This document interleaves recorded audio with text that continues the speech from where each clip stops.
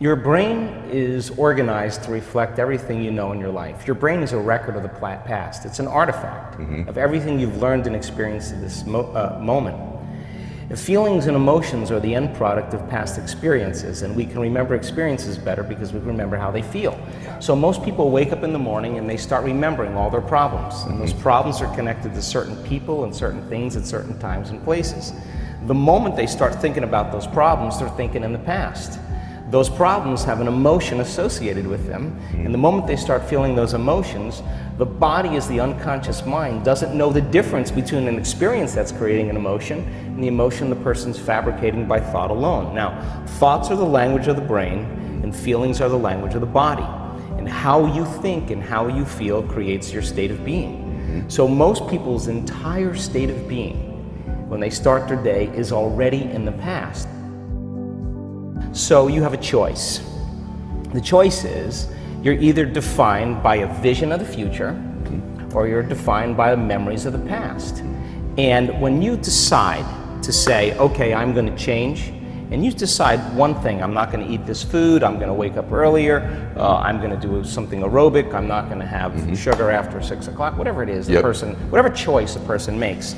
The moment you make a choice to do something differently, and the hardest part about change is not making the same choices you did the day before, get ready, because it's going to feel uncomfortable. It's going to feel unfamiliar. There's going to be some uncertainty and unpredictability, and that's the moment the game is on. Yes. So then most people, their body has been conditioned emotionally to be the mind. So now the body says, wow, I'd rather hang on to my guilt than take a chance and possibility. I'd rather live in fear than trust in the unknown. So once the person feels uncomfortable, the body goes, whoa, wait a second, we're out of the program here, and body starts influencing the mind. That's right. So it says, start tomorrow, you'll never change, you don't have the money to do this, you're not good enough, your mother told you were this, your father's fault, it's your ex's fault, you know, all of the voices that come up. Now here's the deal, if you respond to those voices, those same thoughts as if they're true, by the way, they're always going on behind the scenes of your awareness, but now they're amplified because you're outside your comfort zone. You believe in that thought's going to lead to the same choice, which is going to lead to the same behavior, which is going to create the same experience and produce the same emotion, and the person's going to say, this feels right. No, that feels familiar. Going from the old self to the new self is a neurological, it's a biological, it's a chemical, it's a hormonal, it's a genetic death of the old self. And people will say to me, in that void, in that unknown, I can't predict my future. And I'll say to them, the best way to predict your future is to create it. Not from the known, but from the unknown. Love it. So close your eyes now and think about that vision. Once you start thinking about that vision of your future, you're activating the creative centers in your brain.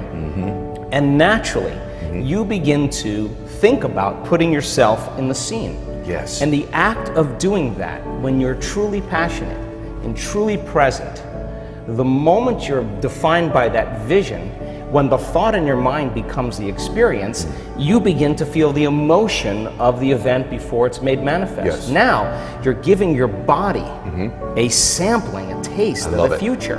And now, if a thought and a feeling create a new state of being, you're combining a clear intention with an elevated emotion, and now you're beginning to change your biology, and you're seeing a whole new landscape that you could never see before because you're no longer viewing your future through the lens of the past. I love this. Now, this requires then something really specific, because most people will wait for their wealth to feel abundance. They'll wait for their success to feel empowered. They'll wait for their new relationship to feel loved. They'll get all these things when. Yes. So think about that. The absence of getting those things causes people to live in lack their entire life. That's right.